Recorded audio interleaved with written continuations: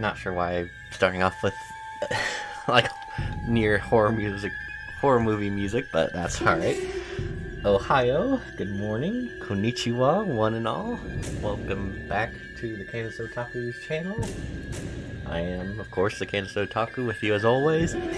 Today we got some, I'm not sure if you could actually call them trading cards this time around, but it's a trading card box, more or less. From World Wrestling Federation, currently known as WWE or World Wrestling Entertainment, and these are Wrestlemania live photo cards. And let's see, on the side of the box here it says collect all 54 cards, giant 4x6 glossy images, highlight past champions, classic battles, celebrity appearances, as well as the participants who will make Philadelphia the center of the sports entertainment universe this spring. Photo card backs offer behind-the-scenes insights as well as first-person commentary. And for those out of the loop, yet before it became World Wrestling Entertainment as we know it today, it was known as World Wrestling Federation. And I want to say it was like the early 2000s is when the World Wildlife Foundation appealed that and actually got the full rights to the name. So WWF at the time had a whole slogan campaign of, vulgar, because it was still the Attitude Era at that time, called Get the F Out. So they got the F out of the name, and we got WWE. Yeah. Coincidentally, I had this planned before, but yesterday was some big news in the world of wrestling entertainment when the owner of the company, Vince McMahon, announced his retirement at the age of 77. Of course, this is all during the midst of a bit of a scandal that he's in the middle of. Not the first, of course. And apparently now it's playing something that I feel like it's been used in a lot of horror movies. Definitely. Okay. Yeah, talking about Vince McMahon, yeah, you need that type of music. Yeah, I shouldn't say that. I don't know. I've got mixed feelings about the guy. I've been a wrestling fan all my life. He is a guy that, yeah, he's made professional wrestling the way it is today, but through some very questionable means. Stuff that he's done in the past, and of course that's what he's in trouble for right now, stuff he's done in the past that's caught up to him.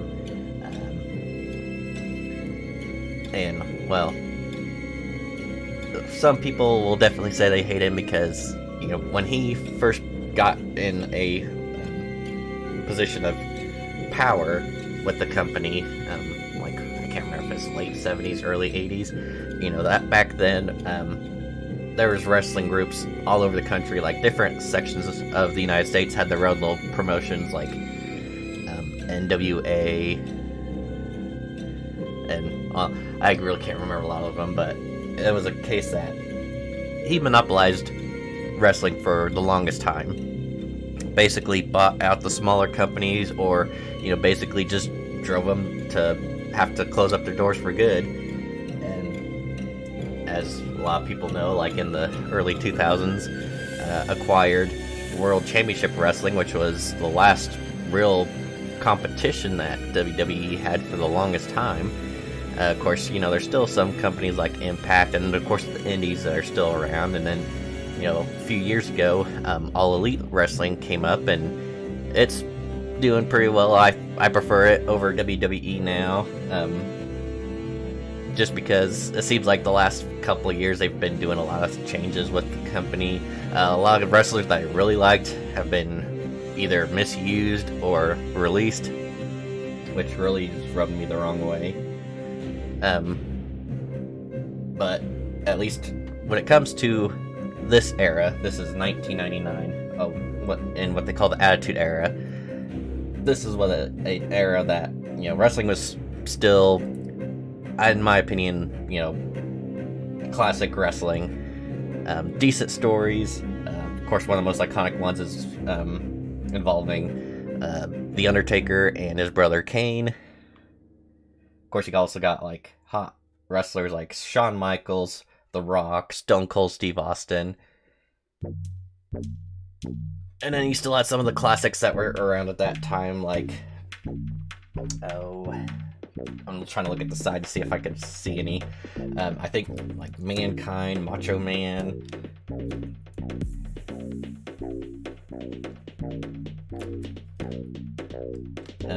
But yeah. As I've mentioned before, I am a wrestling fan. 6 years ago, I attended my first Wrestlemania in Dallas, Texas. Not exactly a great show, but it was touted for having the largest attendance standing, which I think is still the largest WrestleMania attendance at this time.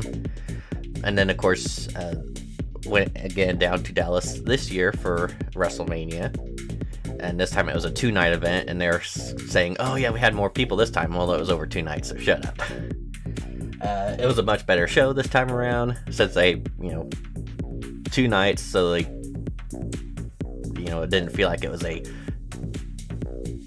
long, arduous ordeal, even though, I spent like nearly 12 hours or half a day inside of Cowboy Stadium, which, something to tout about, I guess. Anyway, we'll just go ahead and get right on into it. I think I bought this off of eBay for like, I don't even think it was more than $30-$40. So yeah, not a cheap one, or not an expensive one. Gosh, yeah. I wish a lot of them were this cheap. Like certain booster boxes anymore come with ridiculous prices. Like if you could find one that's under like $300 or $400, that's probably considered a steal.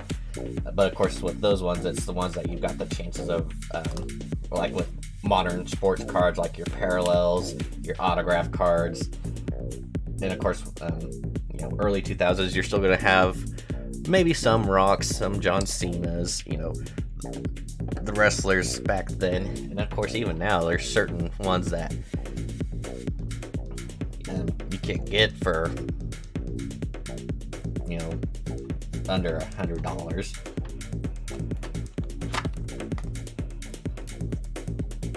But yeah, we'll just go ahead and get into it. And yeah, that's kind of what I thought. Photo cards, so come in their own like unique little envelope. So yeah, 6 in a pack. Only 54 cards altogether, so we're gonna get the whole set. Don't really know if there's really anything special with them. I do feel like it's probably gonna be just a case of a lot of duplicates, nothing fancy, and then of course that's probably why they were so cheap. But it's from an era that I really liked, so that's one reason why I wanted to go ahead and get them, and a chance to get some of these photo cards from wrestlers that I grew up watching and really liked.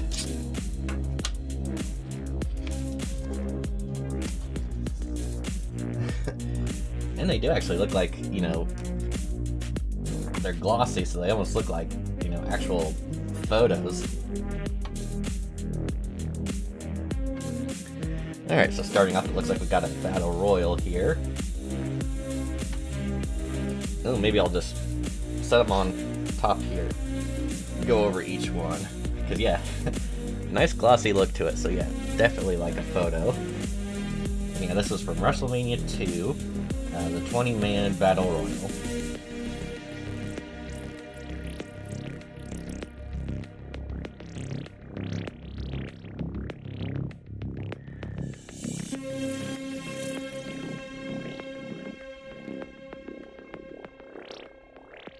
Okay, yeah. Not trying to decide if I'm gonna actually read everything on them. Some of them I might, just because I like them. So yeah, this was a 20-man battle royal that had people from WWF and the NFL. And Andre the Giant was in there. I'm not sure if you can actually see him in this part. Not that I can see. I'm actually looking to see if there's really any superstars in there that I recognize right off the bat. Yeah, this is from, what was it, 1986, so yeah, this was before I was born. But yeah, nice little picture there. You know, glossy photo like that.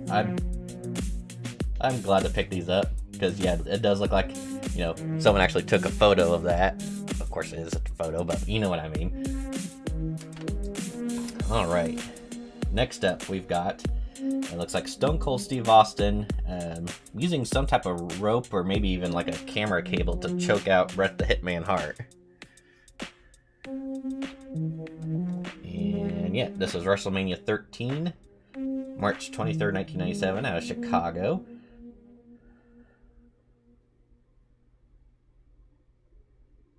Okay. Should I read this? Let's see. I told that whitey piece of trash Bret Hart that there was no way in hell I would say I quit at WrestleMania 13, and I didn't. Stone Cold Steve Austin said. He bitches and moans about everything, or everyone screwing him, but the bottom line is that he never got the job done against Stone Cold that night. Sure, I bled like a son of a bitch, but he's the one who cried his ass back to Calgary in the end. So yeah, I guess that must have been from an I Quit match at that WrestleMania. One second here, I'm gonna change the music.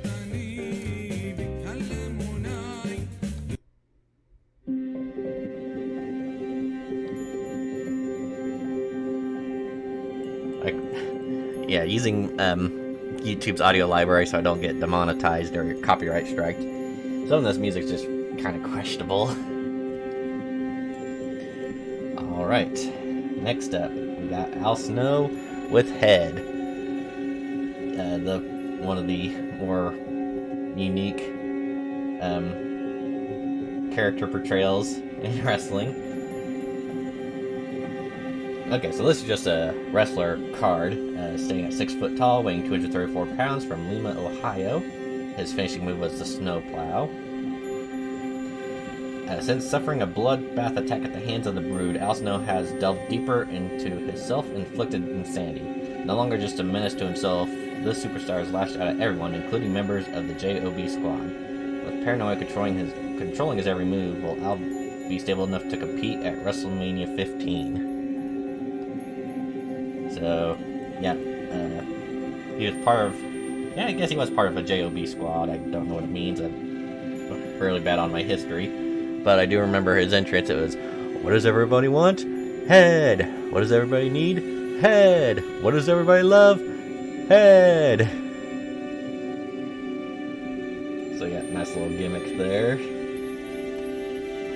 Nope, and here's a good pose one. We got Stone Cold Steve Austin, Austin 316, who I actually did get to see at this year's WrestleMania in an official match, which was pretty damn sweet. Get to see him whoop some ass one last time. Oh, and this is actually a checklist. Okay. So, 54 cards altogether. Spanning, all the matches up until WrestleMania 14. Or, all the WrestleManias up until WrestleMania 14. And Superstars, Undertaker, Kane, Mankind.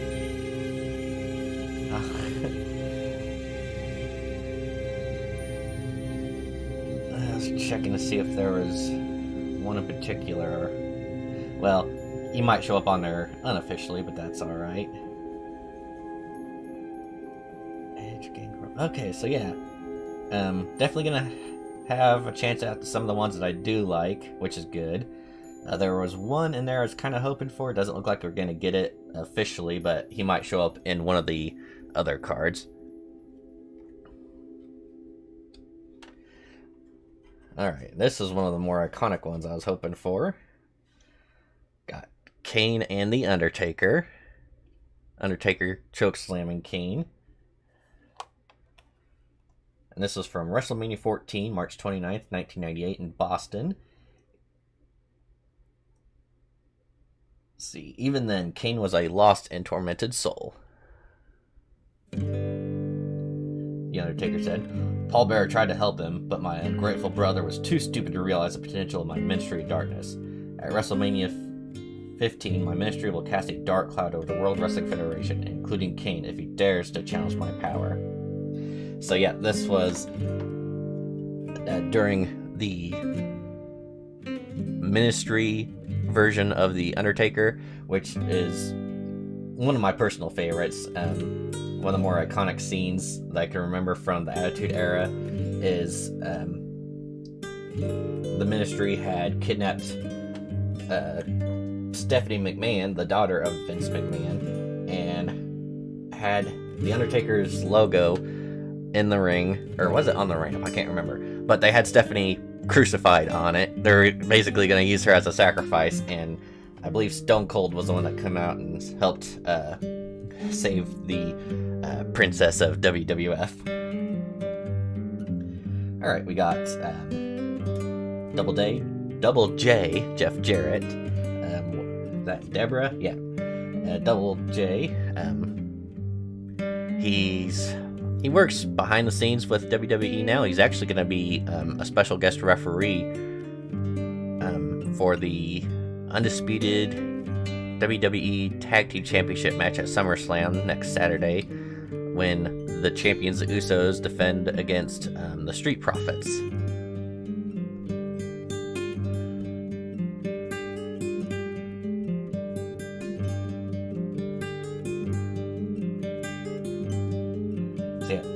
Double J was 6'1", weighed 230 pounds, out of Nashville, Tennessee.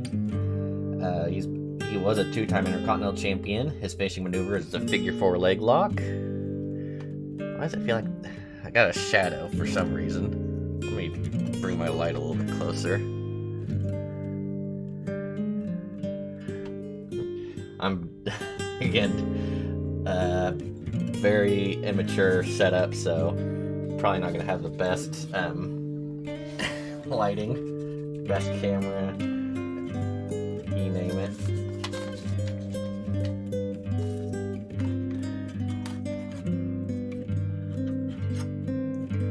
Yeah, I do like how these are.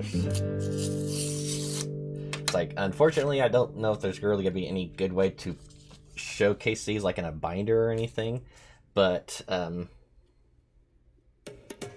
just to have them around, because it's not like there's really any legit value to them.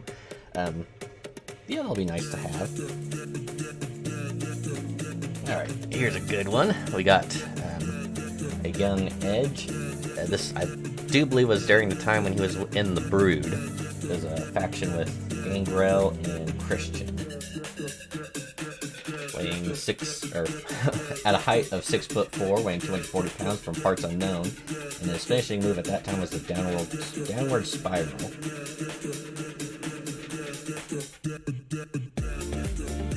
And he is technically still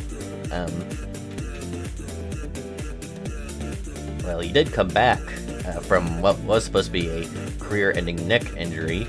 It was a few years ago. Actually, it was right before the pandemic. He had come back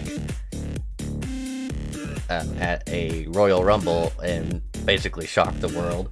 And he's had some pretty good matches at that time. He did have another sidelining injury during lockdown, and is currently out, but they've been showing some teasers that he's going to be making his return, possibly at SummerSlam. And one guess was that he was going to, well, I guess has come back as the Brood Edge at one point, so now they're predicting that he's going to come back as the Rated R Superstar.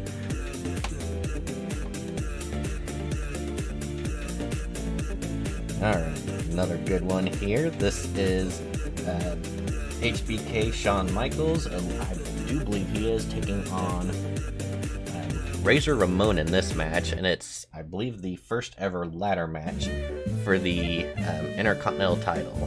And there's two of them on there, which I can't remember if there was an interim Intercontinental champion.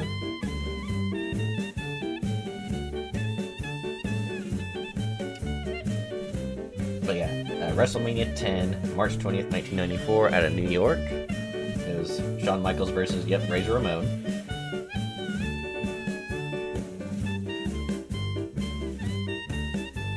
And Razor Ramon did win that match, but yeah, it was the first ever ladder match, so it was a pretty iconic one. Of course, that scene there where Shawn is flying off the top to do a splash onto Razor.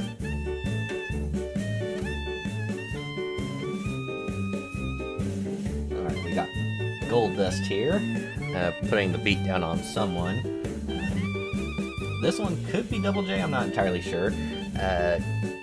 Yeah, Goldust was a very provocative character in WWE, WWF for many a year. The son of the American Dream, Dusty Rhodes. This is Dustin, who is currently with AEW. Might be doing like a coaching job in Ring of Honor.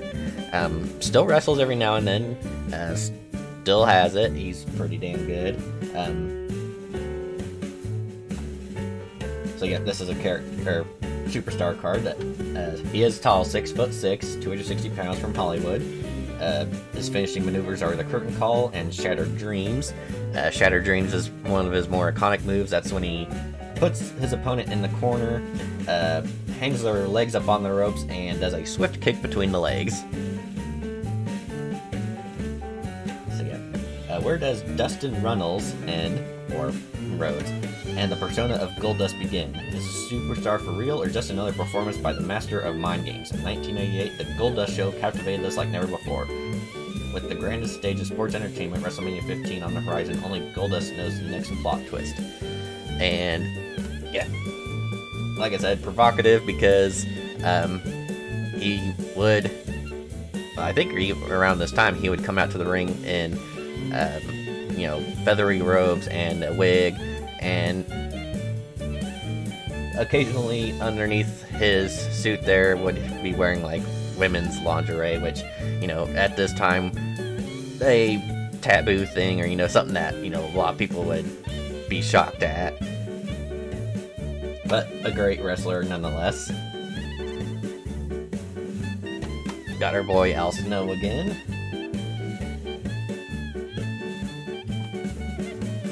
Oh, okay, so we do have one with him in it. Alright, so, from the very first WrestleMania, the main event that year was a tag team match. I cannot remember his partner,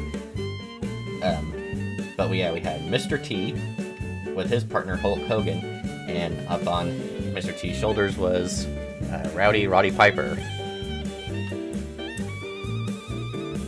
So you get WrestleMania 1, March 31st, 85, out of New York. Oh, this one just says it's Roddy Piper versus Mr. T. Oh, Paul Orndorff was his partner.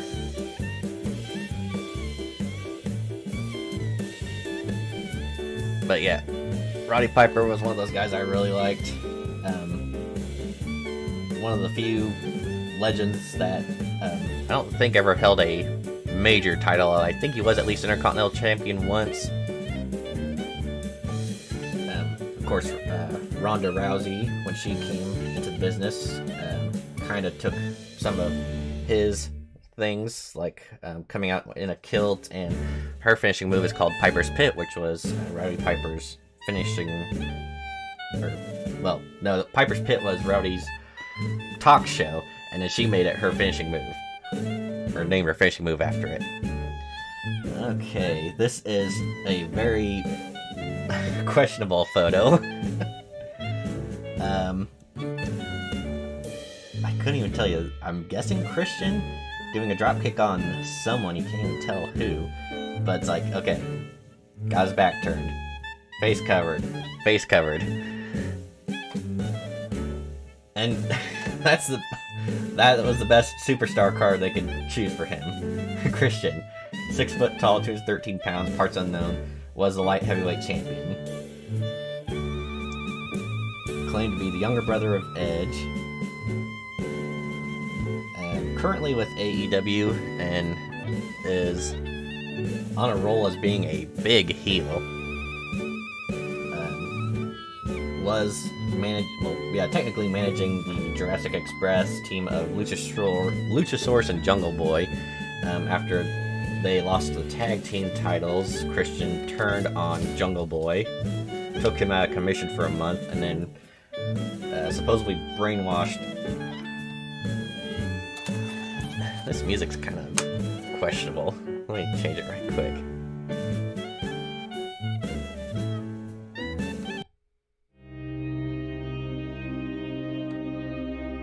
That's a little better. Brainwashed Luchasaurus and was basically really going after, like, Jungle Boy's lineage, his family. Just kind of being overall nasty about it.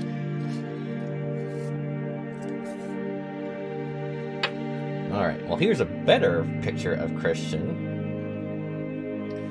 This is the Brood. So we got Edge, Gangrel, the leader, and he's got a cup of blood, and then Christian himself.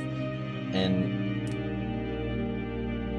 I can't remember if this was around the time of the first Blade movie, or if they came up with it first and then Blade came out, or vice versa.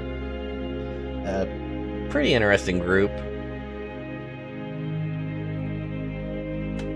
The mystery surrounding the past of the Brood grows deeper with each week. Former enemies, this gothic trio found a common bond as the most macabre alliance in World Wrestling Federation history. After unleashing unholy terror in the ranks, the Brood looks to continue their bloodbath well past WrestleMania 15. So, yes, a group that would have fit perfectly with the Ministry. I'm not entirely sure if any of them actually teamed up with the Ministry at any point.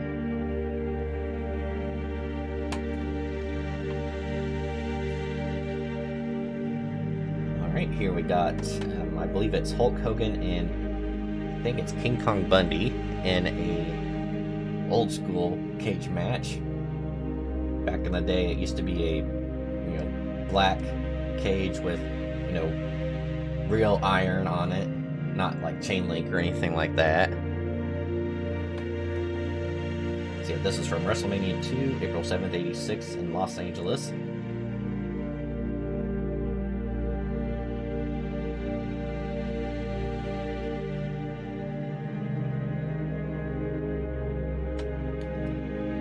Back there, I think they did a little bit as far as like high-flying moves. I think Jimmy Snuka was one of the first ones to really utilize the cage for a big high-risk move, which Jimmy Snuka is one that don't really talk about much anymore for obvious reasons. All right, another good one here. The Rock getting his face kicked in by my man The Undertaker. Oh, you can kind of see me in this one. Hello. Oh, and this is his profile. 6'10", 328 pounds from Death Valley. He's got the Tombstone Piledriver. At this time, he was a 2-time WWF champion and a tag team champion. As the Ministry of Darkness prepares to take demonic possession of WWF, The Undertaker continues to grow more macabre and sadistic each week. Some say we have yet to see the ultimate evil of the Phenom. As WrestleMania 15 draws near, so does The Undertaker's promise of eternal darkness. So yeah, the Ministry of Darkness was something I really liked, and of course, you know, the Undertaker's synonymous with, you know, his flashy entrances, where he would be able to raise the lights with his own mystic powers, could strike lightning down, you know, that type of stuff that, you know, as a kid you're like, oh wow, that is so cool, and it's always stuck with me. It's like, yeah, it's not exactly real, but the way they pulled it off, you can make someone believe. There's another Gold Dust one. Well, here's a nice one of the macabre Gangrel.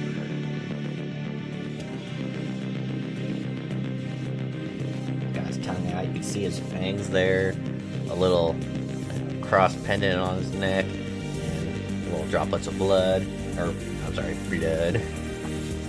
So yeah, he was 6'2", 250 pounds, and his finisher was the implant DDT.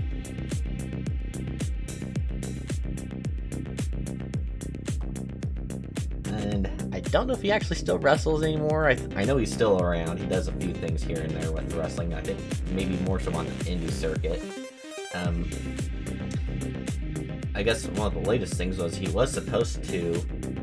Oh no, he did show up. He did actually show up on AEW, but there was actually a time where he was originally supposed to, but when Edge came back as the Brood Edge in WWE, it was like around the same week that Gangrel was supposed to show up on AEW, and they pulled that because AEW didn't want to make it look like they were, you know, flat out copying.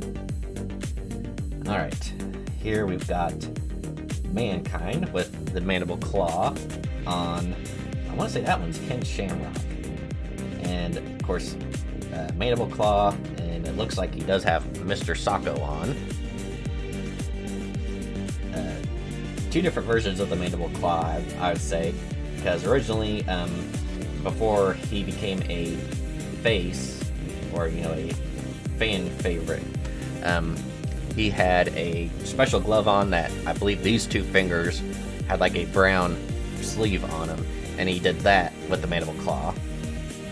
And then when he became popular, his gimmick was that he would have a sock down the front of his pants, he would pull it out, put it on, eventually it had a face on it, called it Mr. Sacco, and would use the Mandible Claw that way. So stinky, smelly sock down the person's throat. 6 foot. And back then, I don't know if they exaggerated the stats on these people, because I can't see Mankind being 6'2". Maybe he was 287 pounds. I could believe that from the Boiler Room. Finishing move was a Mandible Claw. He was a former WWF champion, a tag team champion, and the hardcore champion.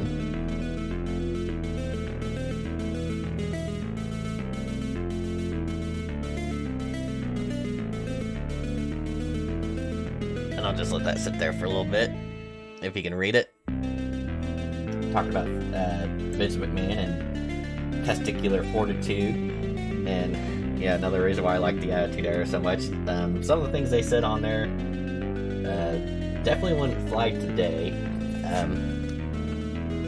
I think technically we're still in what WWE calls the PG era. For the longest time, it's been the PG era.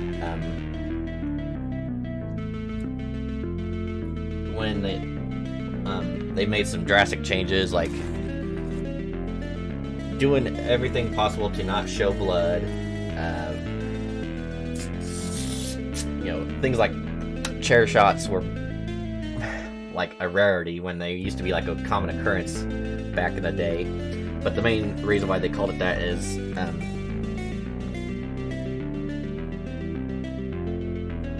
in the US at least, whenever a program starts, in the top corner of the screen they would have like, you know, TV PG, TV 14, TV maybe 17, and then TV MA, and it's always, for a while, it's been TV PG for WWE.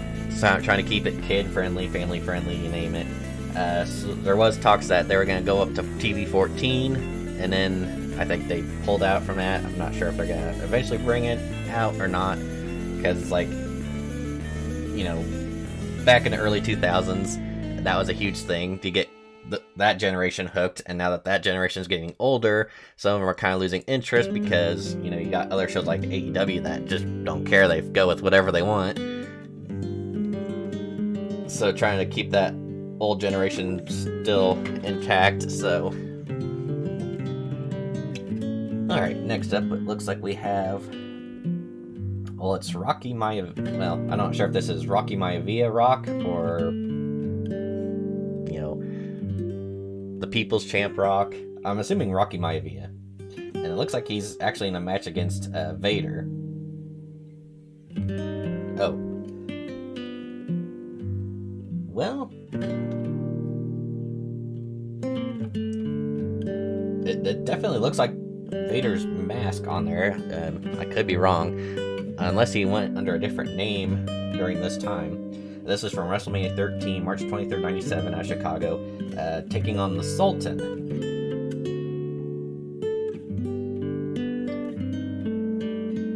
And yeah, it looks like this was around the time of the People's Champ, so maybe the early People's Champ. Talking about jabronis and most electrifying superstar. Now, the hot Hollywood actor. Alright. First McMahon is young Shane McMahon. All dressed up with mic in hand.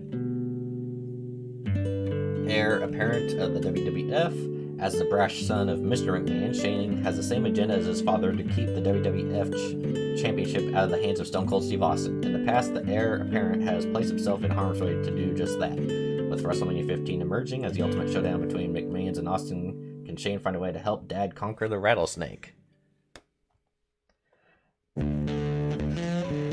So he's been in and out of the companies a few times. Back when I went to the first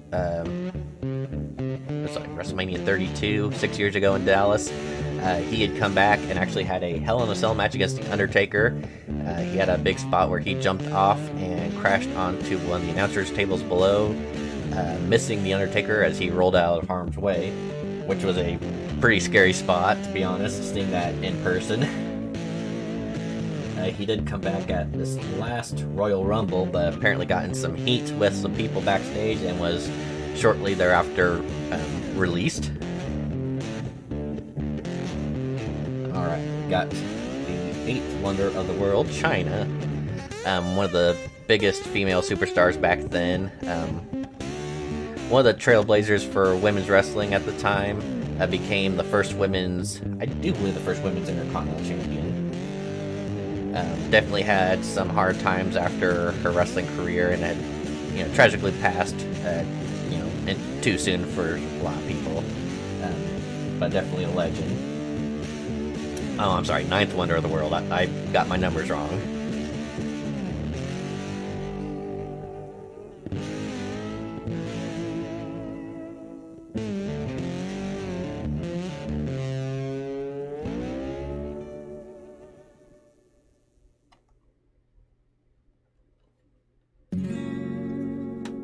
Alright, got Undertaker again.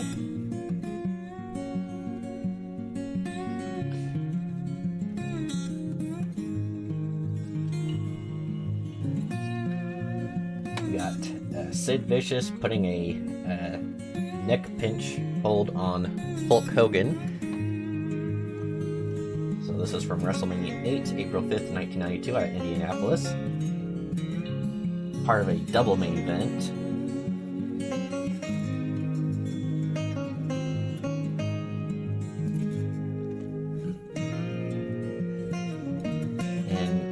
Around this time, I think they were... Oh, Sid Justice, I'm sorry. Still Sid Vicious to a lot of people. Was given a big push. I can't remember what his flaw was. It was either that he was stiff in the ring, or he was awful on the mic, or a combination of both. The only thing I can really say I remember from Sid Vicious was he made the jump to WCW, attempted to do what I think is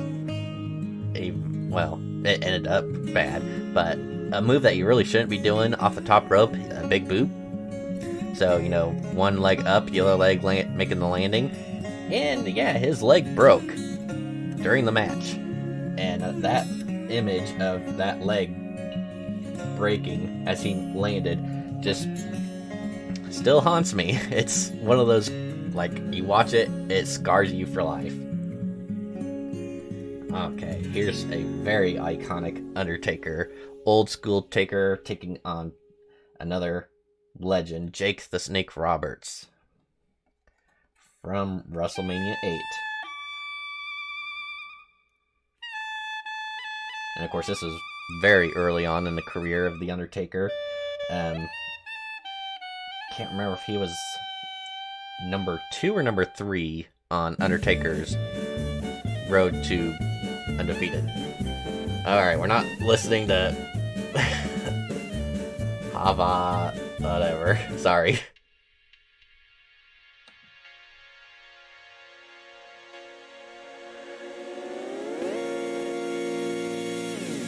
I got my audio list set to, what was it, dark and dramatic? Yeah, mood is dark and dramatic, and for some reason they chose that one.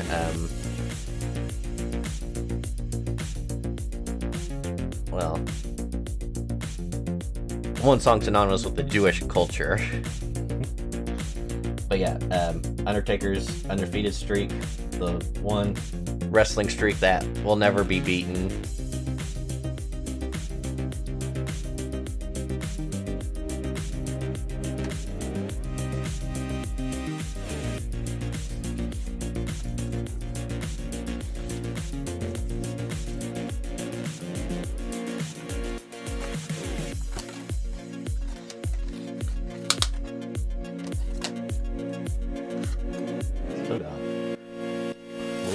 So I better, well, eventually I'm going to be picking up the pace, because I imagine I'm going to get to a point where it's just going to be nothing but duplicates.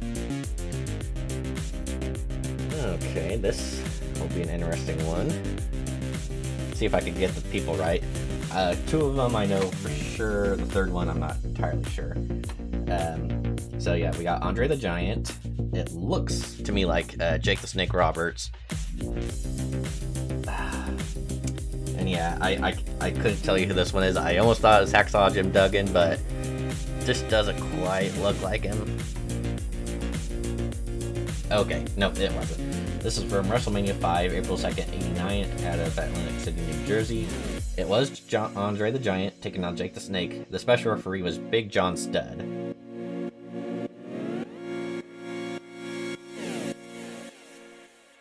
And yeah, this would have been after Andre the Giant's undefeated streak was ended by Hulk Hogan with the body slam her around the world. This is a good one. Owen Hart with the sharpshooter on Bret Hart. So brother versus brother. An iconic WrestleMania moment. Owen Hart, of course, tragically taken away from us too soon. AEW honored his legacy recently with a Owen Hart tournament. Very good, very emotional.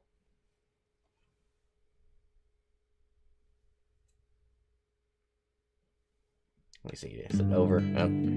Oh, there it goes. I just had to think for a second. Oh yeah, this WrestleMania 10, March 20th, 94, out of New York. And yeah, it was, brother versus brother. So, one of those emotional type matches. Oh, and yep, Owen Hart's iconic line, "Enough is enough, and it's time for a change."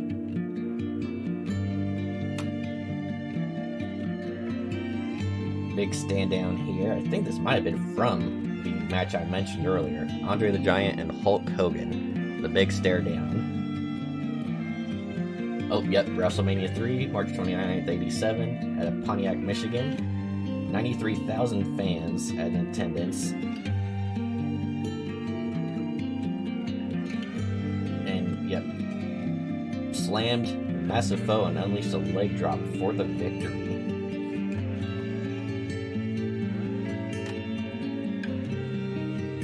China. Double J. Let's see here. We have, it looks like The Rock getting put in the X Factor by X-Pac. I believe real name Sean Williams or Sean Waltman. Maybe Sean Waltman. And maybe Triple H in the corner there. So another 6-foot superstar, 212 pounds, out of Minneapolis, Minnesota. Finishing move X Factor, was a 2-time European champion and a 2-time tag team champion. And yeah, it did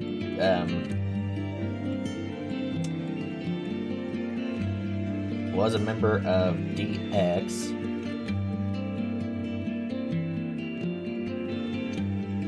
And they, I guess, at this point, coming up to WrestleMania 15,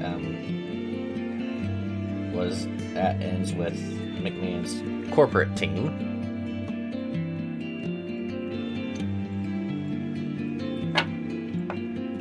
And I don't know, you'd have to tell me for sure, between the Generation X and Stone Cold Steve Austin, which one really defined the Attitude Era. DX did do a lot of things that definitely wouldn't fly today, but Stone Cold was the one that really pioneered it. You know, coming out, beer swinging, cursing like a sailor, physically assaulting his bosses like it was nothing, just another day. Oh wow, this is the type of picture I like, just because of the viewpoint.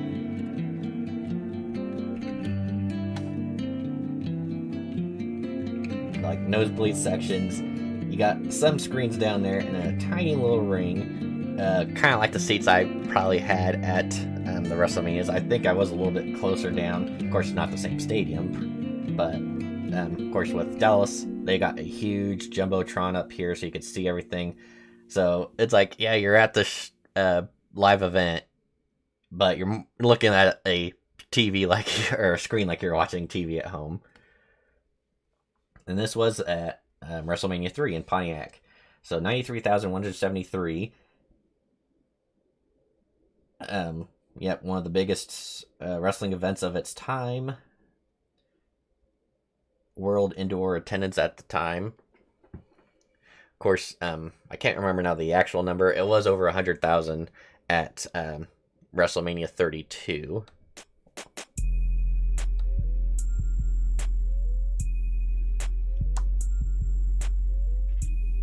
Okay, this one, I think, yeah, big iconic main event. This was Shawn Michaels as a champion taking on Stone Cold Steve Austin. And I do believe this was the Generation X Shawn Michaels. Yep, WrestleMania 14, March 29th, 98, out of Boston. And yep, Attitude Era Stone Cold taking out Shawn Michaels.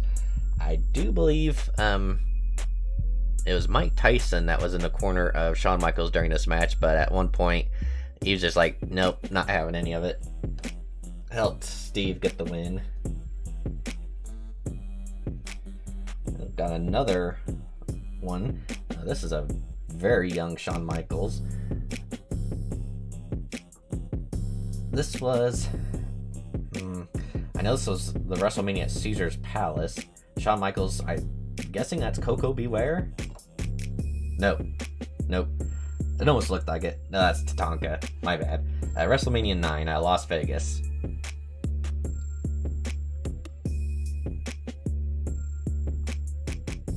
I guess I should have known that wasn't Coco, but it doesn't really look like Tatanka either, to be honest, but I can't really remember what he looked like back then. Alright, another Andre. Another Christian.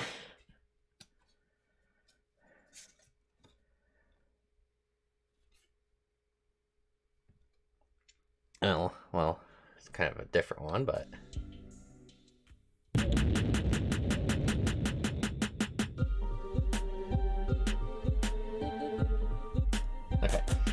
So it's another Undertaker match. This is when Undertaker had a huge urn. And he's grabbing someone there. I can't quite recognize who it is.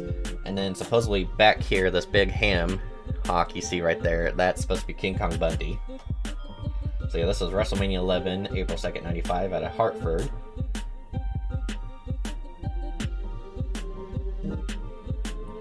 Oh, that wasn't the Godfather, was it? Oh no, comma. So, yeah, the guy who's the Godfather went under the name comma for a little while, and yeah, he made the mistake of grabbing the urn and enforcing the Undertaker's wrath, getting grabbed there.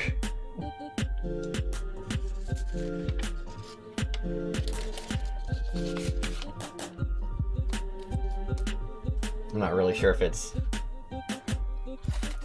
well, what era it was more awkward, when you had an iconic wrestler, you knew him by a certain name, and then, you know, corporate makes changes to your gimmick, and you go from being like a crony or a voodoo guy into a pimp or something weird like that. Alright. Again, we've got the Stone Cold and Bret Hart I Quit match.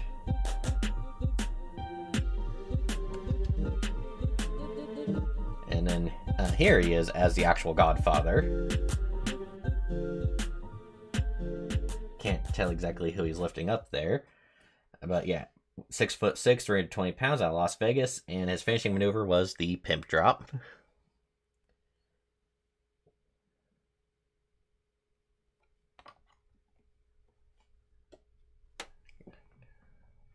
I don't know why it doesn't want to, the music just wants to keep playing.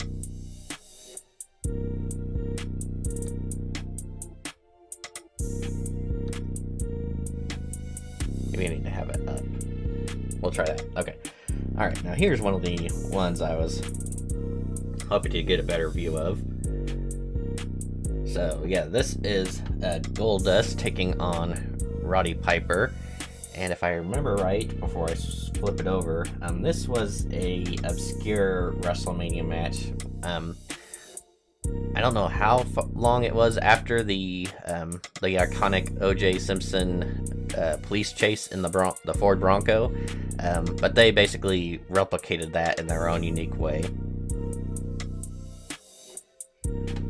So yeah, WrestleMania 12 out of Anaheim, California on March 31st, 96.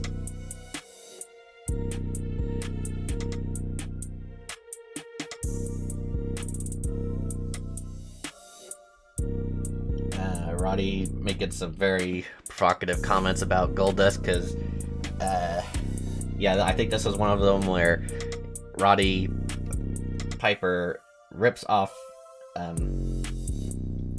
Goldust's outfit, and he was wearing the lingerie, and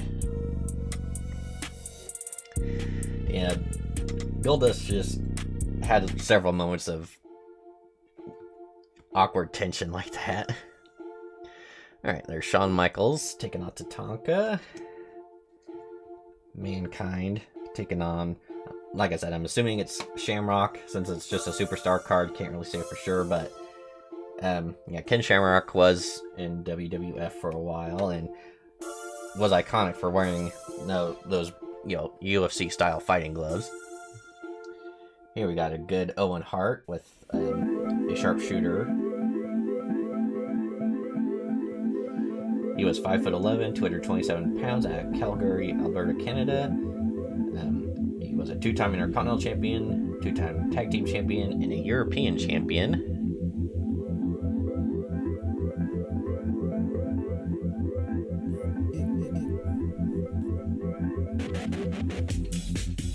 Again with his iconic "Enough is enough" and it's time for a change.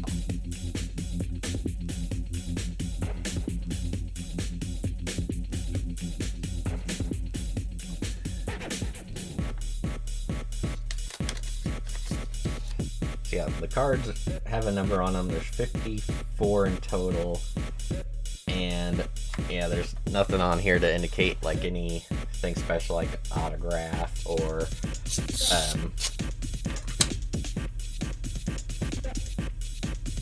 hollow or anything like that. So more than likely it'd just be, for me, it's gonna be a case of trying to get the whole set, and if I have any duplicates, if I could get a second whole set, maybe try to sell that, or I don't know.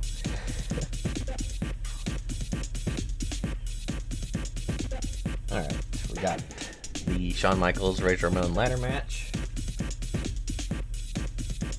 We've got, this is young, Road Dogg Jesse James, Badass Billy Gunn, and Mankind getting ready to be planted on, oh, it looks like a title there, with a double team pile driver. So yeah, Badass Billy Gunn is 6'4", and he is really that tall. Road Dogg Jesse James, 6'2". They are 3-time tag team champions. Yet the New Age Outlaws, part of D-Generation X, and the iconic line, if you ain't down with that, we got 2 words for you.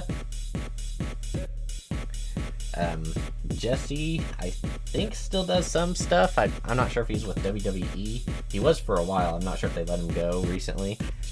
Billy Gunn is actually still active. He's mentoring his 2 boys, the Gun Club in AEW. Got a nice little rivalry going with the Acclaimed right now. Good entertainment.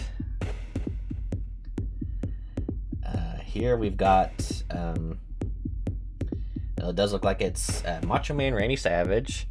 We got Miss Elizabeth right here with her back turned to us, and the hairy gentleman here is, I believe, George the Animal Steel. From WrestleMania 2, April 7th, 86, out of Nassau, New York. Yep, Macho Man with Elizabeth taking on George the Animal. Intercontinental title match. And yeah, I don't know if it's like in lieu of like a King Kong reference. George was more interested in Miss Elizabeth than he was in the match.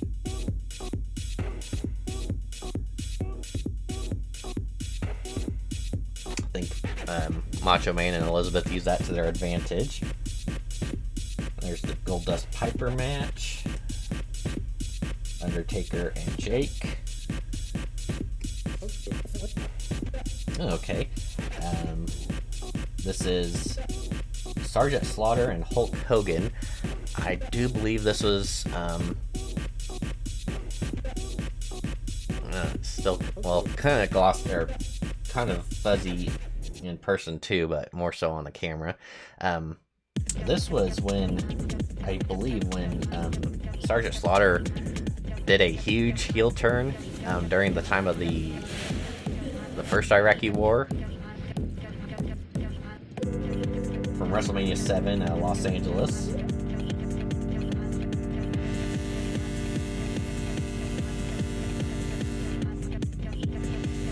So yeah, this was one of those big times where, you know, the real American Hulk Hogan was taking on the Iraqi sympathizer Sergeant Slaughter.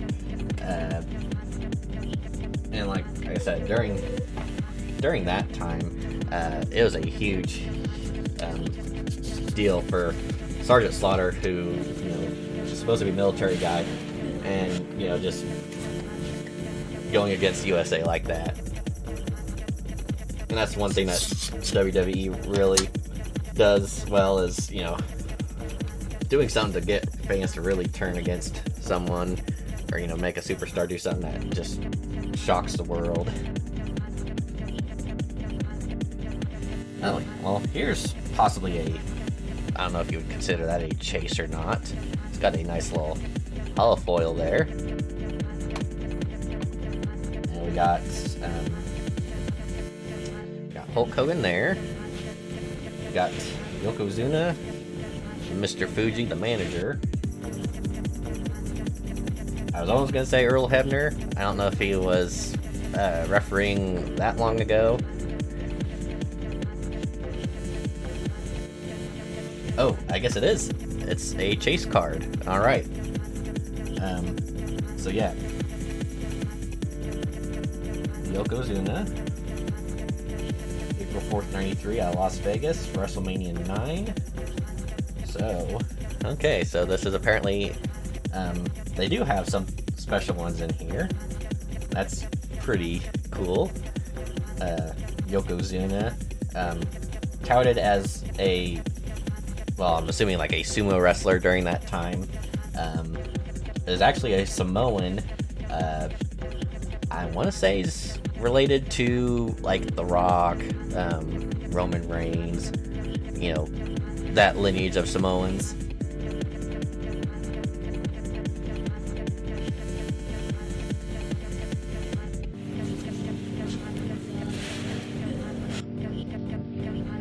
And yeah, it was at WrestleMania 9 at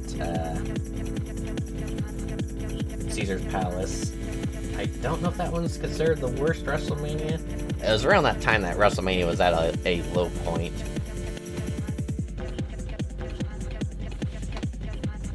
And there's the I Quit match again.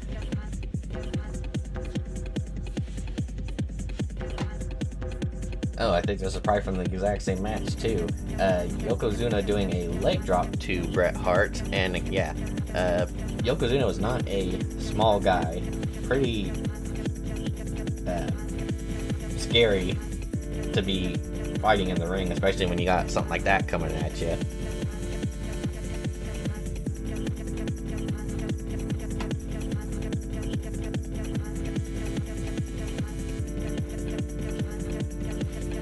And well, of course, I don't say it on here. I guess I didn't check that one to see if he's got a superstar card or not.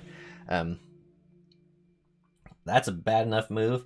Yokozuna's finisher is called the Bonsai Drop, where he drags his opponent to the corner. They're laying down, and he gets up on, well, usually he doesn't get up past the second rope, but he will do a sit-down drop from the second rope onto the opponent's chest. And with a big guy like that, I don't really know if there's any way he could really prevent it from having devastating impact. So that usually took out people.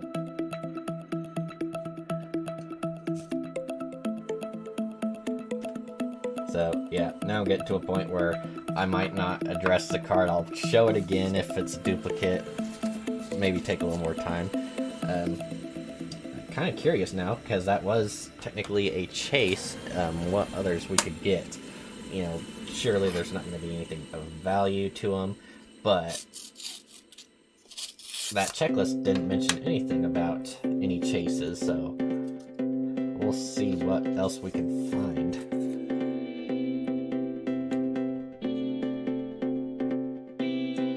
Alright, King Kong Bundy and Hulk Hogan. And it looks like this is Shawn Michaels taking on Diesel. WrestleMania 11, April 2nd at Hartford. So, for those that don't know, there's a little faction called the Clique that consists of Diesel or Kevin Nash, Razor Ramon, also known as Scott Hall, Shawn Michaels, and Triple H. All good friends. They had one of the first and more iconic what they call breaking of kayfabe during a cage match when it was going to be like the last night Scott Hall and Kevin Nash were with the WWF. Shawn Michaels and Triple H came in the ring and they all hugged. And, you know, back in the day when, you know, try to keep things as real as possible, you know, the bad guys always supposed to be bad, the good guys always supposed to be good. So seeing good guys and bad guys coming together like that was unusual. Here we've got Triple H taking on Mankind, and it almost looks like his regal, like royalty version of Triple H. 6'4", 246 pounds out of Greenwich, Connecticut. His finishing maneuver is the pedigree. Two-time Intercontinental Champion, two-time European Champion, the 1997 King of the Ring. Oh, well, I guess, well, the picture looks different, but this was from DX era Triple H. Obviously, he would go on to become quite the, what's the word I'm looking for? Decorated champion, that's it. Held multiple titles, multiple times. There's Orton, Macho Man, and George Steele. X-Pac. Oh, here's a nice view. Stone Cold giving the stunner to The Rock. Beer in hand. And yeah, this is his superstar card. Stone Cold, 6'2", 252 pounds out of Victoria. Two-time WWF champion, 96 King of the Ring. Two-time Intercontinental, two-time Tag Team champion. And yeah, 316 Austin, very iconic. I don't know if this might be from around the time that maybe The Rock was a champion and Stone Cold came out in a beer truck and doused the champ, the McMahons, and everyone in the ring with beer.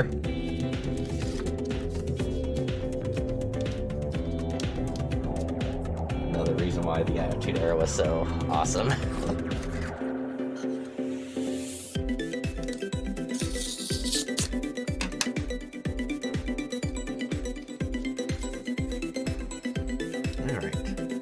So I know there's still some others that we have not gotten yet, but yeah, we are starting to see a nice little run of some duplicates. Like I said, not bad though, especially if I try to get maybe another complete set. Let's see here. Well, that's Big Boss Man in the police uniform. I do not know who that person is. Someone by the name of Akeem. WrestleMania 6, April 1st, from Canada.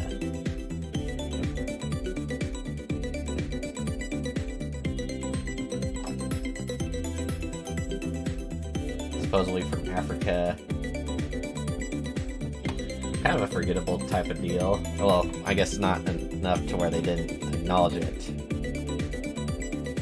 Or they did acknowledge it in this.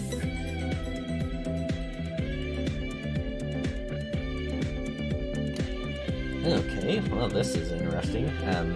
So we got the American Dream, Dusty Rhodes, iconic black and yellow polka dots, taking on Macho Man. Someone in the corner of the American Dream.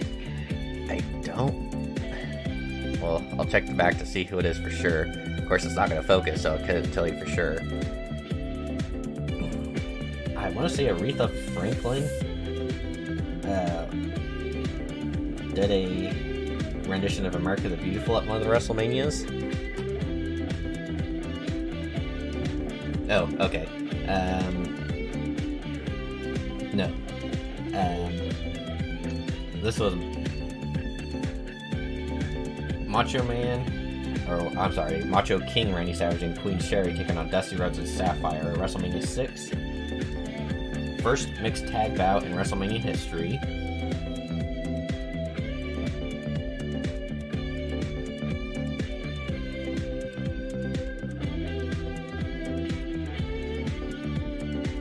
So yeah, that was apparently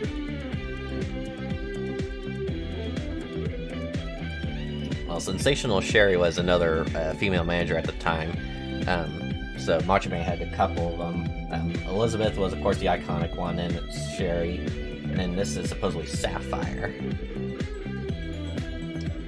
Did not know of a Sapphire, so I'm not sure if that's one that they just decided to erase from history or what. There's Triple H and, well, I guess Triple H's superstar card. There's Undertaker against Bundy again, which one know from that image. Stone Cold, and you can tell it's in Anaheim from the Ducks logo there. I think that's D'Lo Brown. Oh, well, Savio Vega. I would say that's the same person. I'm sorry if it's not. My knowledge is not exactly the best. WrestleMania 12, Anaheim, California.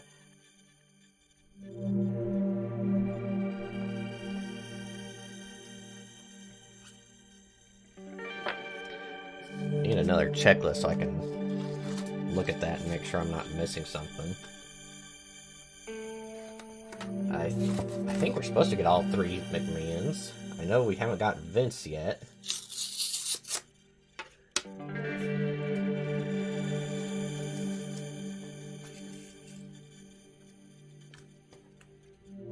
Alright, we got the brother versus brother again. And actually, I don't know if they'd have him in this or not. It'd be interesting if we did. I won't say anymore until we might potentially get one.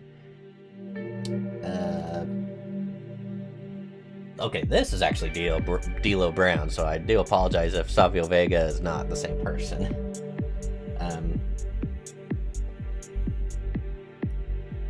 Looks like he's taking on one of the Japanese wrestlers at the time. I just can't think of who it could be. 6'3", 268 pounds from Chicago. His finishing move is the lowdown, and he is a 2-time European champion.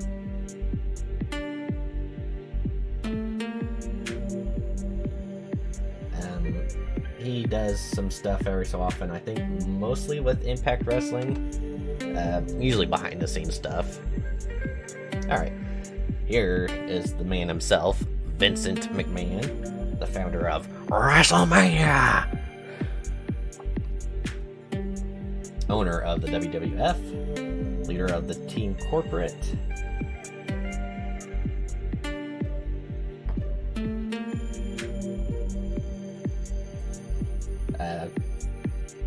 I guess there's supposedly a difference between Vince McMahon, the company man, and Vince McMahon, the character on the show. The character is more or less retired. The company man just retired. There's that mixed tag team match. Owen Hart. And this isn't his... Well, yeah. This is Mark Henry, World's Strongest Man. This was, I'm assuming, his get-up from the Nation of Domination, but at this time he was going by a different name. And that is Sexual Chocolate. 6'1", 400 pounds, out of Silsbee, Texas. Yeah, at one point he was the ladies' man, won the Heart of China. Sexual chocolate melts in your mouth, not in your hands. He's out to show that he's just like milk and he does the ladies' bodies good. One of the more cringe-worthy aspects of his career, getting in an intimate relationship with an older female wrestler. I can't remember if it was Fabulous Moolah or Mae Young. Might have been Mae Young. And she supposedly got knocked up. And of course, this is a woman that was, in her 60s at the time, so yeah. One of the questionable moments of the Attitude Era. But apparently one of those, an era where they didn't care. Sometimes they did stuff for the ratings.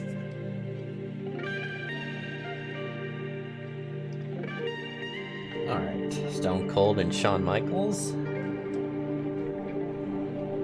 We got, finally a representation of the women's division with, I'm sorry, forgot about China, but actually showing a championship with this one. This is Sable. Finishing move was a Sable Bomb.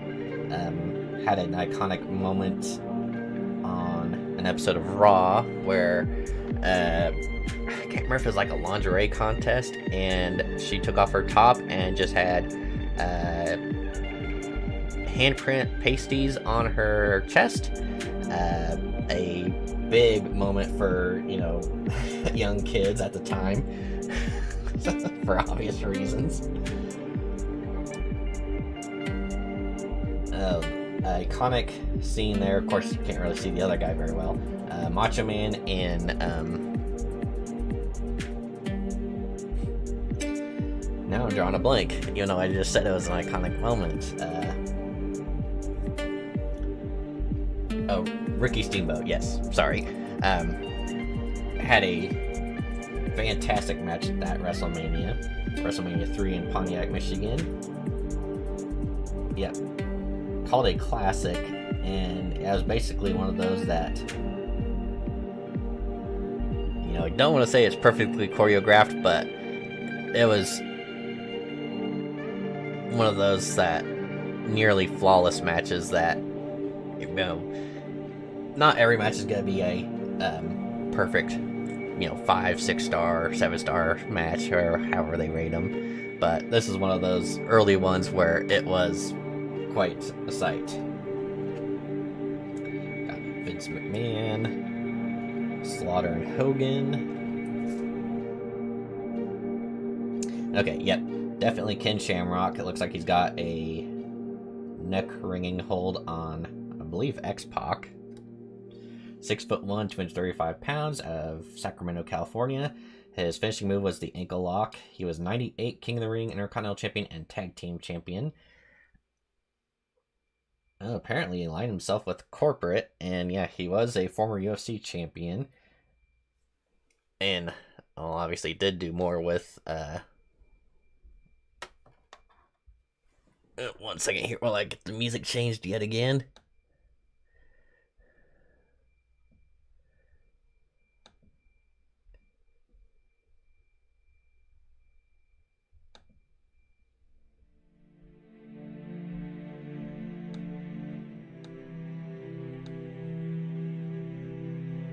Okay, yeah, he was with UFC, came to WWF. I liked him at the time. I thought, you know, a big fighter like that and a technical wrestler was pretty cool.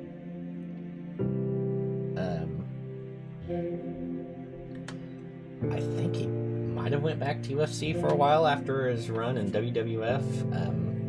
I think he's actually done a little bit with Impact Wrestling too, which, he is getting up there in age, but apparently he's still able to wrestle, so good for him if that's true.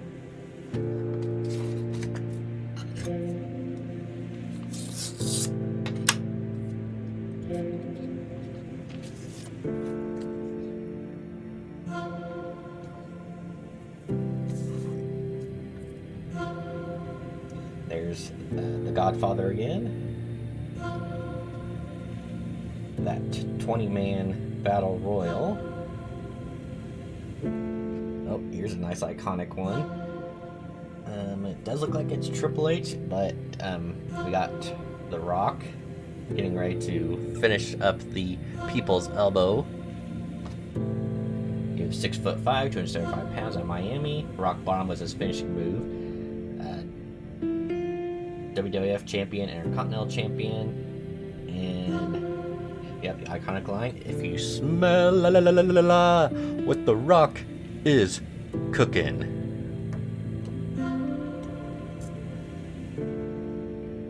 Got another Ricky Steamboat Macho Man. Got Stone Cold and The Rock. Oh, here's another one from that match, Hulk Hogan and Andre the Giant. Oh, okay, this is from a different one. This is a year later at WrestleMania 4. Tournament bout, Hulk Hogan and taking on Andre with Ted DiBiase and Virgil.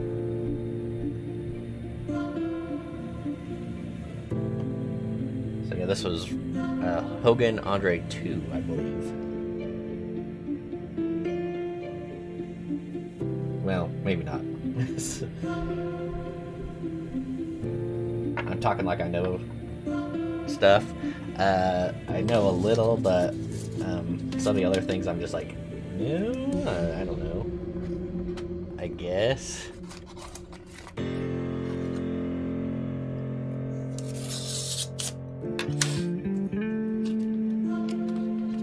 Kind of curious on how much these would have cost back then.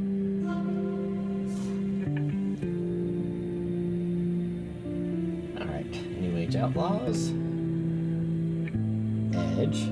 Oh, here's a better photo of HBK Shawn Michaels. Usually does this pose in the ring with little strip of pyro that will go off.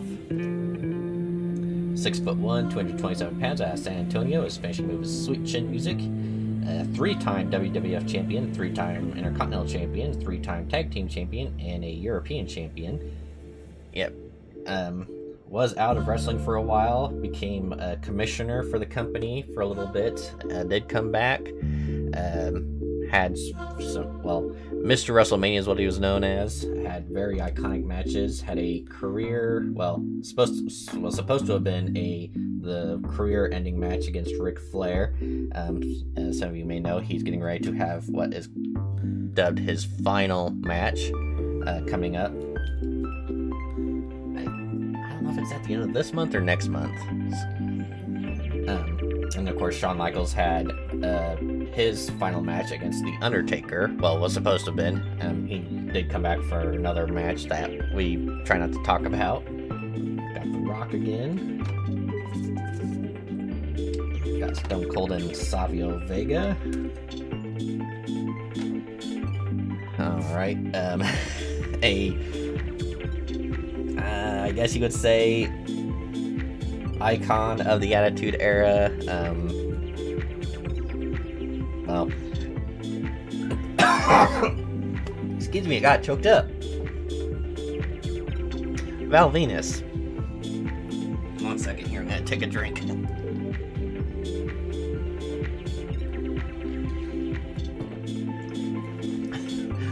I got the vapors.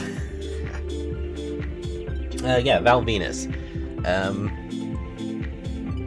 As you can see there, gyrating his hips.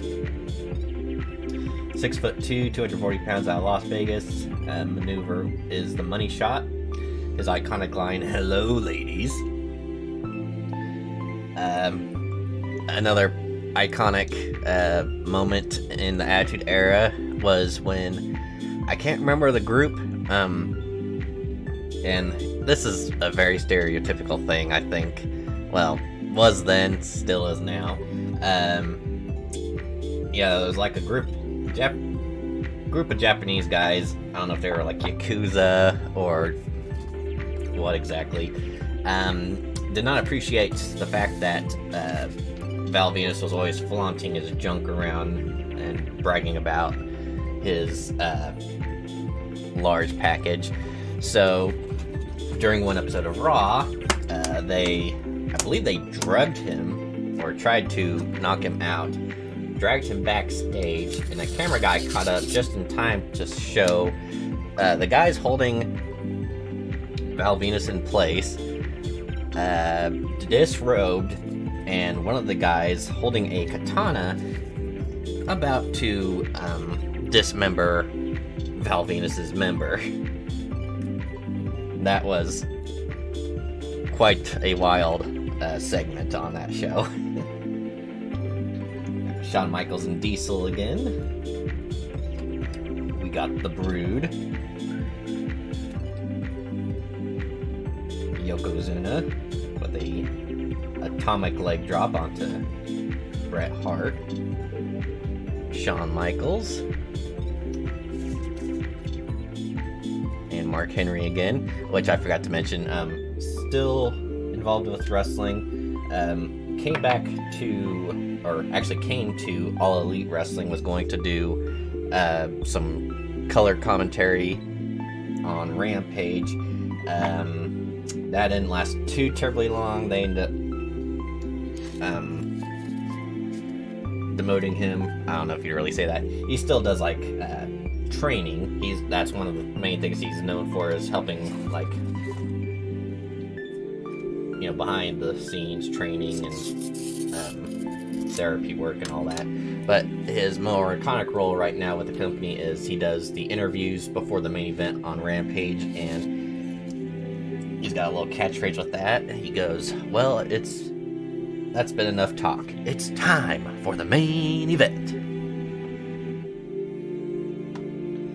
So we got Boss Man and this guy again. And the off-center photo, I just realized, it's like, yeah, you could have just cut it down. Could have just had that. Akeem, that's the guy, I forgot. We got The Rock and the Sultan.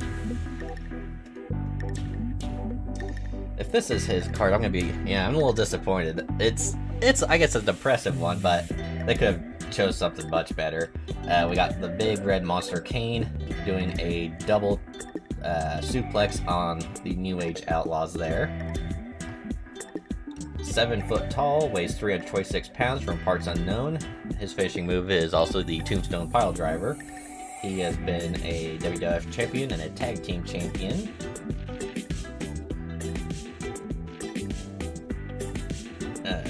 Yeah, big storyline. Undertaker's family died in a house fire. Apparently his brother Kane survived. And was out for revenge, came to the WWF to take out his brother. They had great WrestleMania matches, an iconic Inferno match. And of course now Kane is both of them are Hall of Famers now, but Kane is also the mayor of Knox County, Tennessee, I think? Some county in Tennessee, and yeah, he's a politician, and sounds like a pretty good one. Got that Yokozuna leg drop again. Ken Shamrock. Mr. T. So, we are winding down.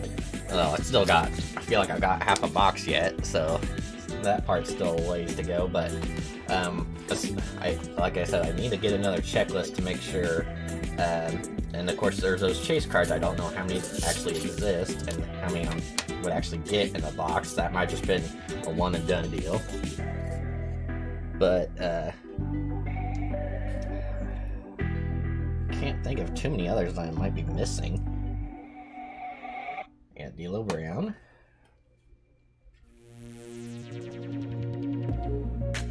Andre and Jake the Snake. Oh, here's one.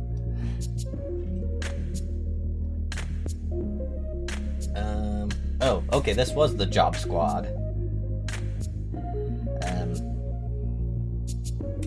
Ooh, gosh, I don't know. We got, it looks like Hardcore Holly there. We got the Blue Meanie here. Not sure who this guy is. I do want to say that at one point he, it was around the time of the acquisition of WCW. He came out as Gilbert, like a scrawny version of Goldberg for comedic purposes.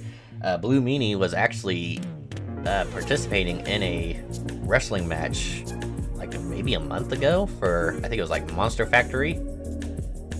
So he still does stuff. I believe in the ECW original. Okay, Blue Meanie, Dwayne Gill, Bob Holly, Scorpio, Al Snow. So this must be Dwayne Gill, and that's Scorpio. And I'm not sure if that's supposed to be Al Snow in the ring. Under the unstable guidance of Al Snow, the Job Squad has gone from being perennial losers to a force to be reckoned with. No longer are they relying on the front office, codenamed Push, to give them their just reward. The squatters have taken their careers into their own hands and fought the system. So yeah, one of the little factions there, one that, you know, kind of forgotten. It pops up every now and then. Well, with older cards, they don't talk about it in the business anymore. Got Kane, Andre and Hogan, Gangrel.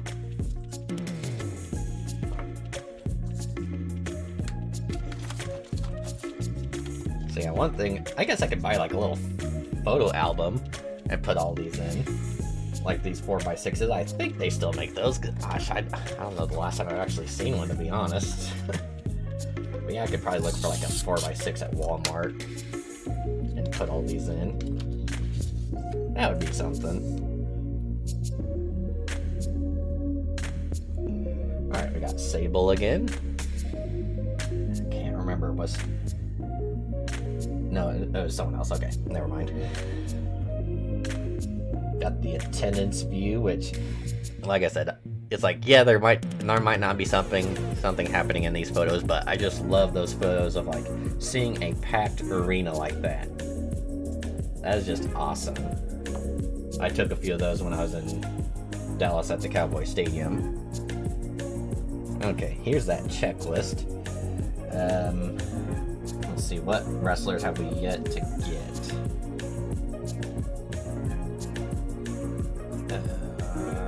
Okay, it was just Mr. McMahon and Shane McMahon, so we got those. Actually, I think we might have everything now. There might be some other WrestleMania cards that we're missing, but we've got all the superstars. Job Squad, Val Venus, Sid and Hogan. So yeah, there might be another like match card from a WrestleMania. So if we do get one, we'll take a look at it, but this will probably just kind of be the end here, where we're just breezing through the rest of these, which not a bad thing. I've been going for an hour and a half now. Seen a few people pop in and out, and of course this isn't really, it's not trading cards, so it's not like it's, you know, chance of seeing someone pull a rare card live on stream, and it's like, oh my god, that's like a $1,000 card, and I was there to see it. Got that Battle Royal, I Quit match, Al Snow, another checklist, Kane and The Undertaker, Double J. No, I could be wrong. I want to say maybe Ric Flair's last match is some type of match with Double J involved, but I could be wrong because, like I said, they brought Double J to be a special guest referee at this year's SummerSlam.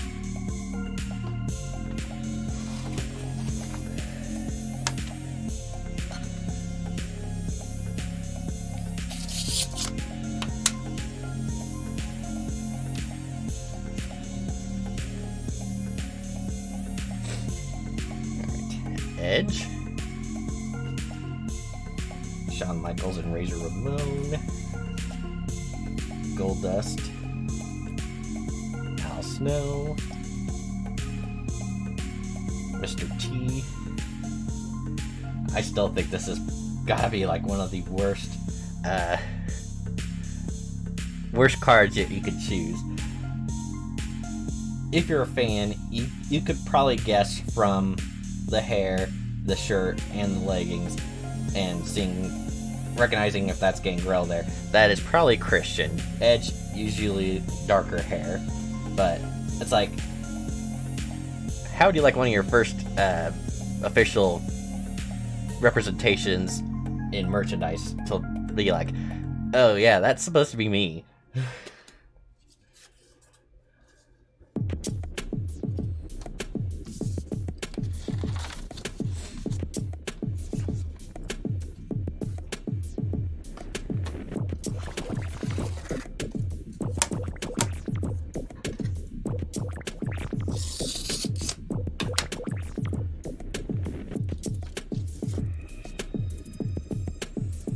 I know my cousin will like some of these, so he's definitely gonna have a few to choose from. The Brood. Probably not one like that.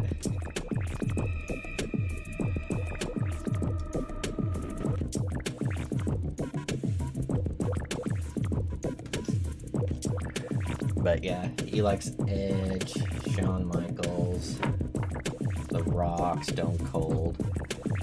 I don't know if he's gonna get or want to take a whole lot of them, but I told him that, you know, I'm gonna probably have a bunch of duplicates, so he's more than welcome to take take out any that he would like.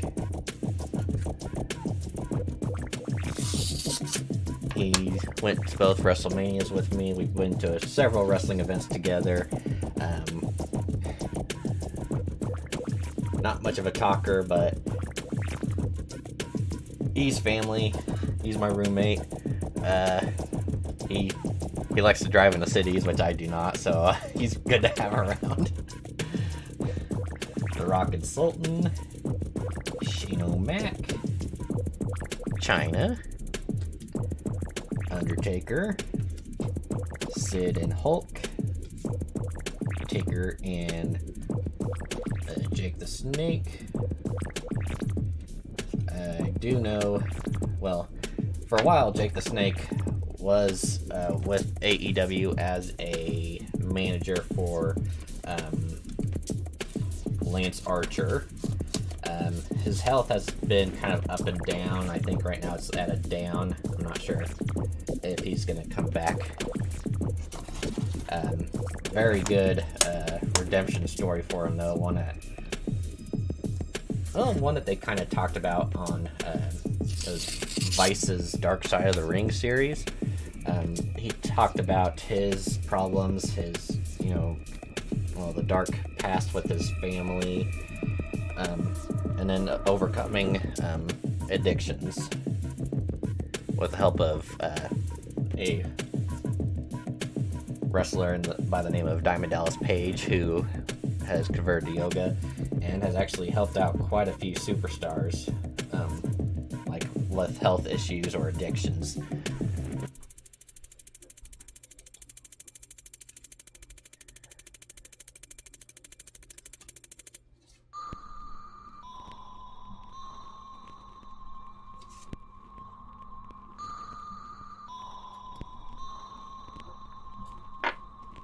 And that's one thing I do like. It's like, yeah, some wrestlers have got dark past. Some try to keep it hush-hush. Others are open to talk about it and admit that they had problems.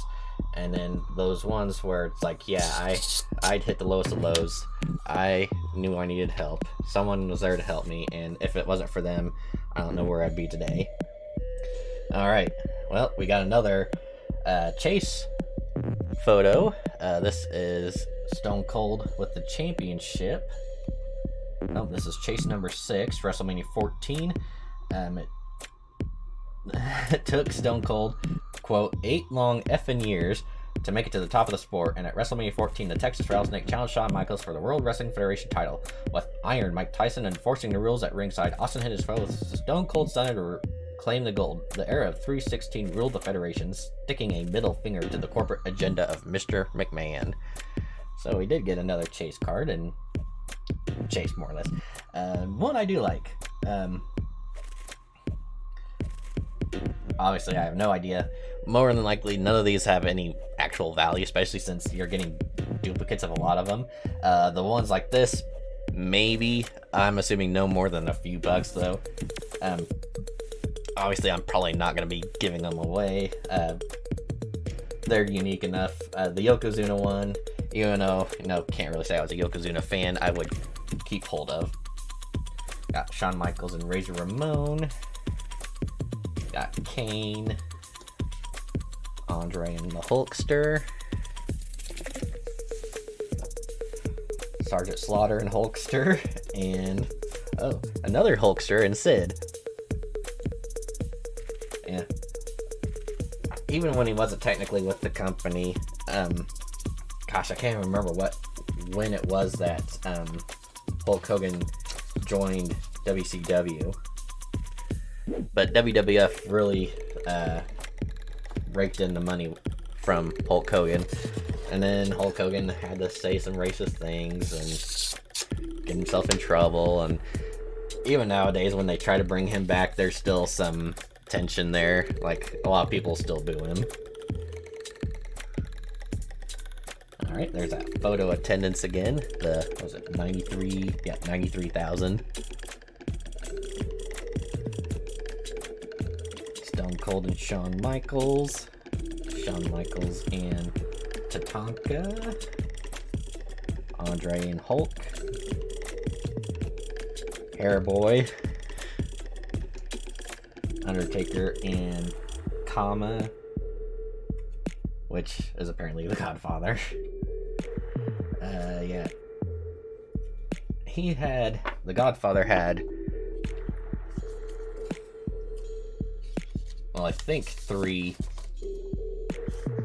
personas during his run. Kama, Godfather's probably the most iconic one, and then Papa Shango, which was the voodoo witch doctor, which you know, again, a character of its time, probably would not happen nowadays. I don't know, characters like that, you know, something out of the ordinary I do kind of prefer, because it's like nothing against, you know, your awesome wrestlers like Bret Hart, you know, wrestling family, wrestling experience, all that, but I like the ones that, you know, kind of stand out from the rest, like Goldust. And I could also say Roddy Piper, because he was unhinged and definitely,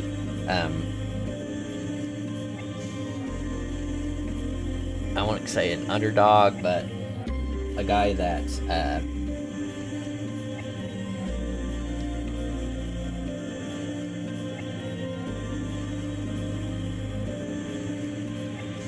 well, I don't know, missed opportunity maybe?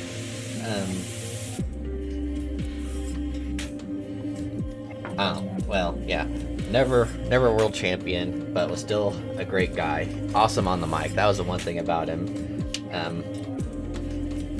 He did have a little bit of a run in WCW. Apparently, I think there was a match with Hulk Hogan that was touted as one of the worst matches, if not of all of WCW, or at least that pay-per-view, and probably that year.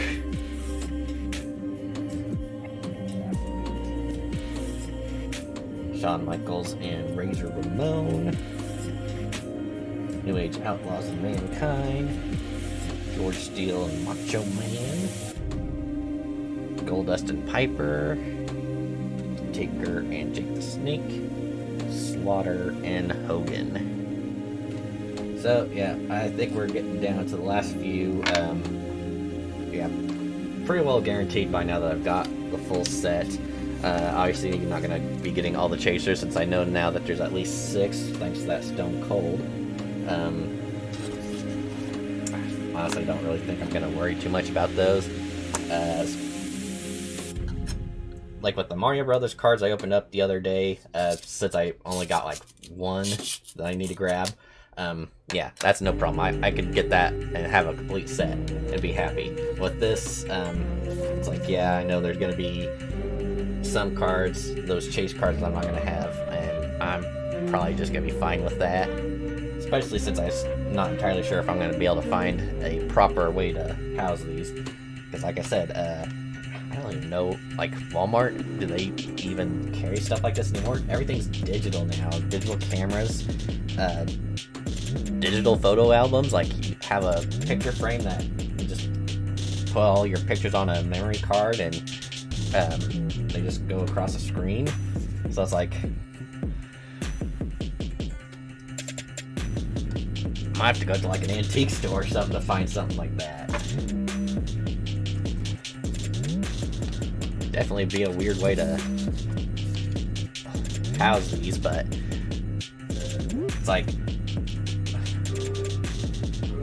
not every day you see quote unquote trading cards in the form of 4x6 photo cards.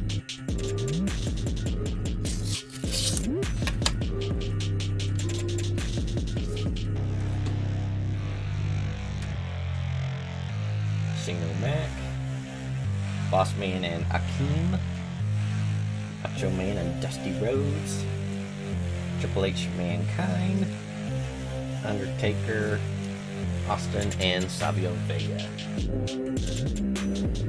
Speaking of Dusty Rhodes, if anyone watches New Legacy on either Twitch or YouTube, they every week, or mostly every week, they do a little series called the Wrestling Games Grand Prix. They've got 2 titles now that they defend every week. One is what they call a multiverse championship, where you can have anyone against anyone. So their current champion up until yesterday was Freddy Krueger. So a fan suggested that they do a Dream versus Dream match.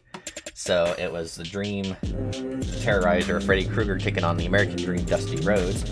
Dusty Rhodes actually won, so he is currently the Wrestling Games Grand Prix Multiversal Champion. Obviously that doesn't mean anything, but it's just one of those fun things to kind of watch. It's like, you know, a little anything to do with, you know, people doing their own creations with wrestling in wrestling games. I think it's fun entertainment. New Legacy is one that I've been watching a fair amount. I'm just a rookie fan, just recently jumped on the bandwagon, but some of the stuff I've been watching I've been really enjoying. Like back in, I think it's February, they did the Royal list of Rumbles. Every day they did a Royal Rumble match in a wrestling game. So it was like 20 or it was 30 different Rumbles, 30 different winners, and then on the last day they did a Royaliest of Rumbles match. So the winners of all the previous Rumble matches came back to determine one clear winner of the group, and just fun entertainment. The guys do very good color commentary. The main guy, John Blood, I believe his name is actually a commentator on, I don't know the name of it, the abbreviation is DPW, which is another little indie group, and I haven't had a chance to really watch any of the stuff from DPW. Every so often there's a YouTube channel that will upload like oh my god or OMG moments, and sometimes they'll show some stuff from DPW, and you can tell John Blood is on commentary because he does a bit of a high-pitched screech reaction to some of the big spots.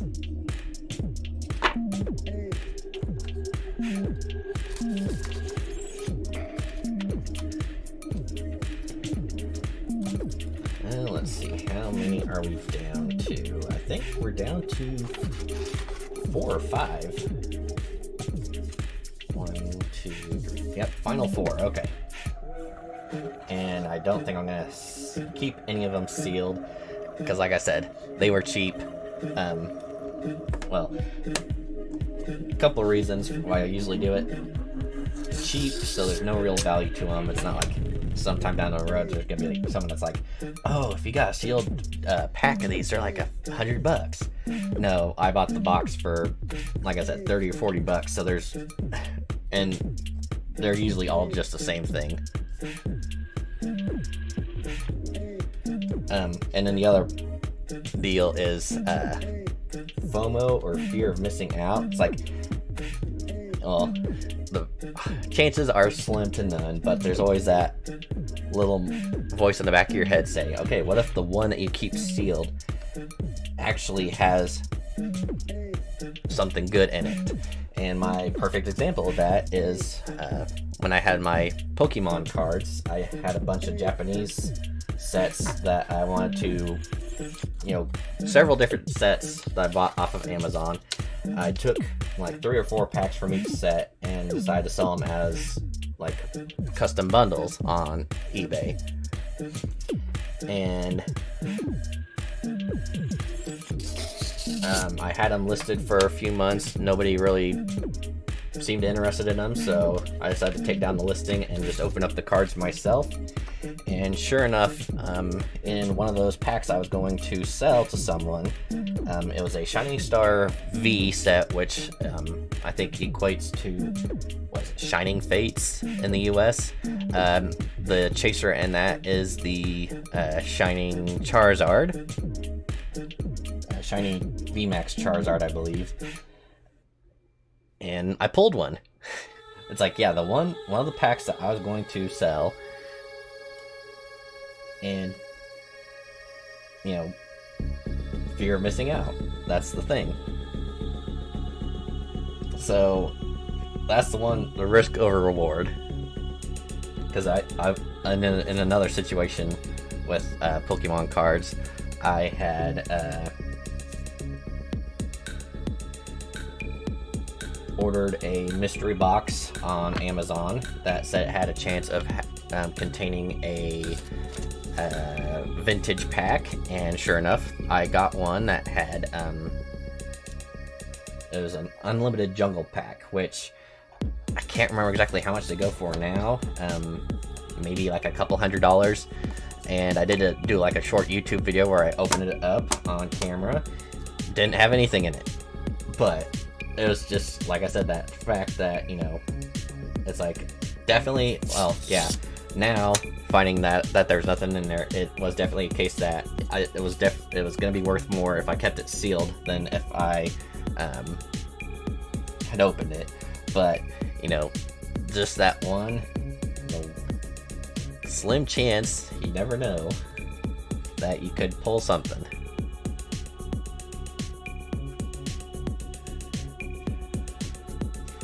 So yeah, we're pretty much done. I'm just finishing up these. Had lots of fun with it. I'm glad I got these. Got some good Undertaker cards, a decent Kane one, a couple of Chase cards, which was unexpected. It doesn't say anything anywhere on the box about possibly getting any. And I don't even think on the back of these envelopes here it does either. Nope, it does not. So, yeah, nice little surprise. Couple of good ones.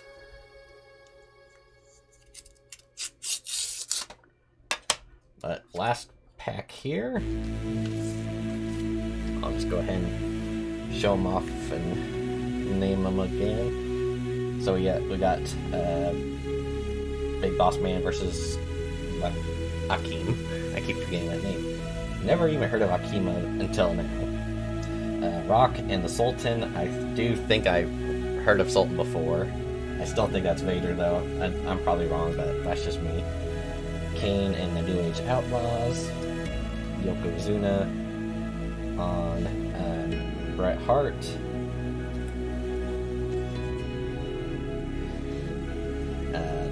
Ken Shamrock choking the life out of X-Pac, and I just realized very well dressed Jesse James there in the corner, Road Dogg. And then finishing up with the first main event from the first WrestleMania. Mr. T picking up Roddy Piper like he's just a sack of potatoes. So yeah, that's been the WrestleMania Live photo cards. If you see one on eBay and you are a fan of old school WWF, they're really not that expensive. I think they're pretty cool. Like, more than likely there's zero value to them in the long run. Those Chase ones, I would be genuinely surprised, like I said, if I looked online and found out that they were worth more than $5.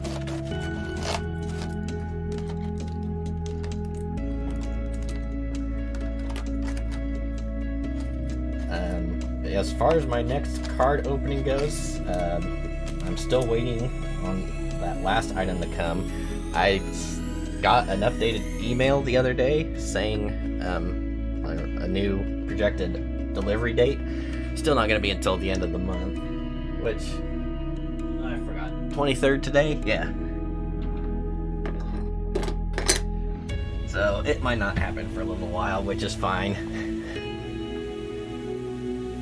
But, yeah, I think that's going to go ahead and do it for me for today. I do want to thank those who stopped by and watched, even though you were probably looking and seeing that, yeah, this really isn't very good. Questionable music. But, yeah, good entertainment, at least for me. Hope you all enjoyed, and as always, until next time, I will see you later, and take care. Oh yeah, I was gonna do a thumb war. Yeah, wrestling, thumb wrestling, yeah. Okay, I'm done, sorry. Bye!